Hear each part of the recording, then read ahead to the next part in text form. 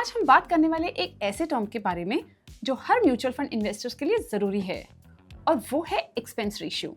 तो देखेंगे कि एक्सपेंस रेशियो क्या है, एक्सपेंस रेशियो के कंपोनेंट्स क्या हैं, ये कैसे कैलकुलेट होता है, आपके रिटर्न्स पर इसके क्या इम्पैक्ट हो सकते हैं, और म्यूचुअल फंड्स के सिलेक्शन पर एक्सपेंस रेशियो का कितना असर हो सकता है।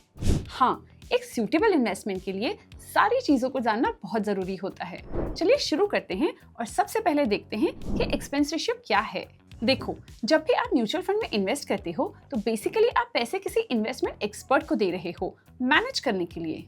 और भाई, हर सर्विस का एक प्राइस तो होता ही है। यही प्राइस म्यूचुअल फंड्स में एक्सपेंस रेशियो के फॉर्म में चार्ज किया जाता है।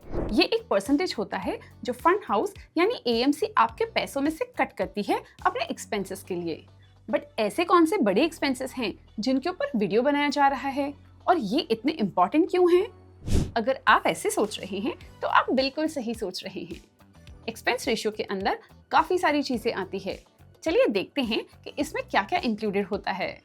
Let's start with components of expense ratio. तो 4 मेजर चीजें होती हैं। Number 1, asset management fees.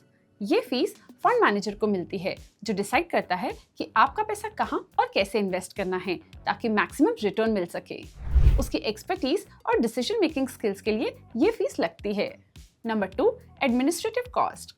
ये वो एक्सपेंसेस होते हैं जो एक फंड को रन करने में लगते हैं, जैसे कि रिकॉर्ड कीपिंग, कंप्लायंस, ऑडिट और कस्टडियन चार्जेस।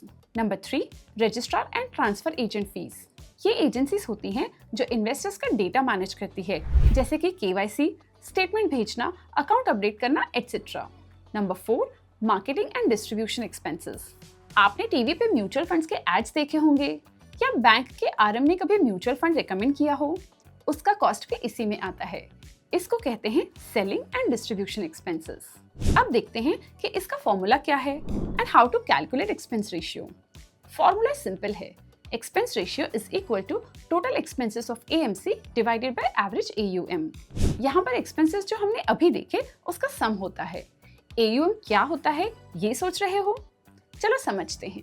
तो किसी फंड मैनेजर के पास टोटल कितने पैसे इन्वेस्ट किए गए उसके टोटल वैल्यू होता है एयूएम।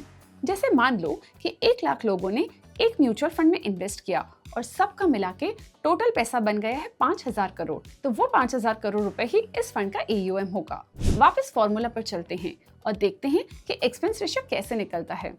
अगर किसी फंड का एयूएम है ₹800 करोड़ और उसके टोटल एक्सपेंसेस हैं ₹15 करोड़, तो टोटल एक्सपेंस रेशियो होगा 15 डिवाइडेड बाय 800 यानी कि 1.87%।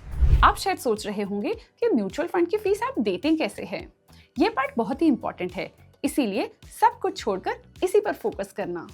सबसे इंपॉर्टेंट है, म्यूचुअल फंड में जब आप इन्वेस्ट कर रहे होते हैं तो एक्सपेंस रेशियो डेली लगता है।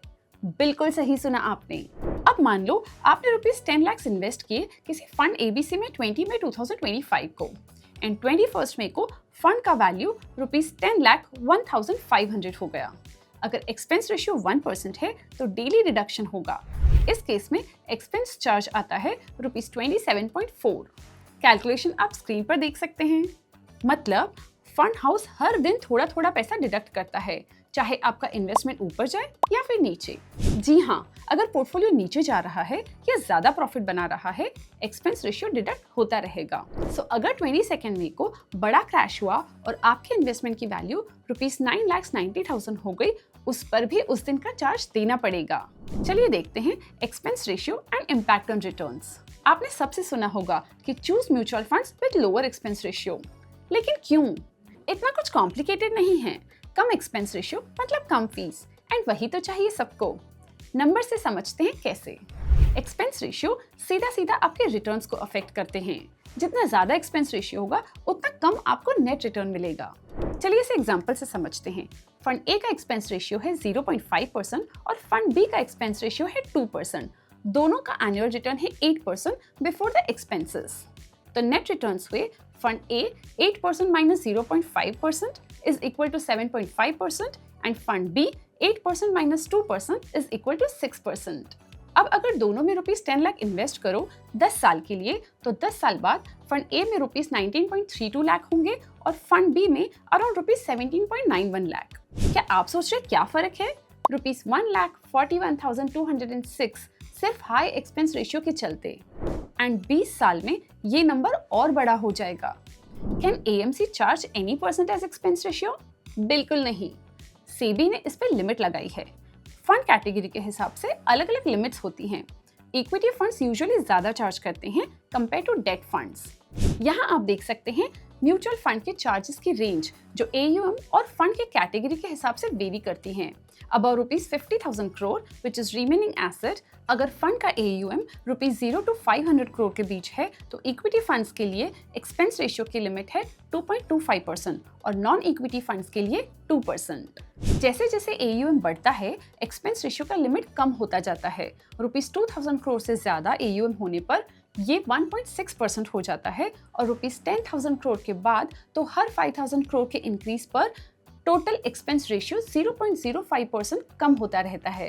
और फाइनली जो बचा हुआ एसेट है जिसे रिमेनिंग एसेट्स भी कहा जाता है उस पर एक्सपेंस रेशियो और भी कम हो जाता है। तो हमने अभी तक सीखा कि लोअर एक्सपेंस रेशियो अच्छा है। अब सवाल ये उठता है कि क्या हमेशा लोएस्ट एक्सपेंस रेशियो वाला फंड ही अच्छा होता है? जी नहीं, जरूरी नहीं है कि कम एक्सपेंस रेशियो वाला फंड हमेशा ज्यादा रिटर्न दे। लेकिन अगर दो फंड्स का परफॉर्मेंस सिमिलर है तो जिसका एक्सपेंस रेशियो कम होगा वही लॉन्ग टर्म में आपको बेटर रिटर्न्स देगा। एक और पॉइंट, एक्टिव फंड्स का एक्सपेंस रेशियो यूजुअली ज्यादा होता है क्योंकि fund manager actively stocks choose करता है, जबकि पैसिव फंड्स जैसे इंडेक्स फंड्स का एक्सपेंस रेशियो काफी कम होता है। तो जब भी कोई म्यूचुअल फंड चूज करो रिटर्न्स के साथ साथ उसका एक्सपेंस रेशियो भी जरूर चेक करो क्योंकि छोटी सी फीस लॉन्ग टर्म में बड़ा इम्पैक्ट डाल सकती है आपके रिटर्न्स पर। एक इम्पॉर्टेंट बात नोट कर लो अपनी डायरी में, एक्सपेंस रेशियो तभी कंपेयर करो जब दोनों फंड्स सेम कैटेगरी के हो। स्मॉल कैप और लार्ज कैप के एक्सपेंस रेशियो कंपेयर मत करो। It's like comparing apples to oranges. जब भी आप म्यूचुअल फंड सिलेक्ट करें सिर्फ रिटर्न्स पर मत जाएं, बल्कि एक्सपेंस रेशियो भी जरूर चेक करें और उसका इम्पैक्ट समझें। अगर आपके पास म्यूचुअल फंड या एक्सपेंस रेशियो से रिलेटेड कोई भी सवाल हो तो कमेंट्स में जरूर पूछिए। और अगर ये वीडियो पसंद आया हो तो लाइक करें, कमेंट करके ये बताएं कि नेक्स्ट वीडियो किस टॉपिक पर चाहिए और चैनल को सब्सक्राइब करना मत भूलिए।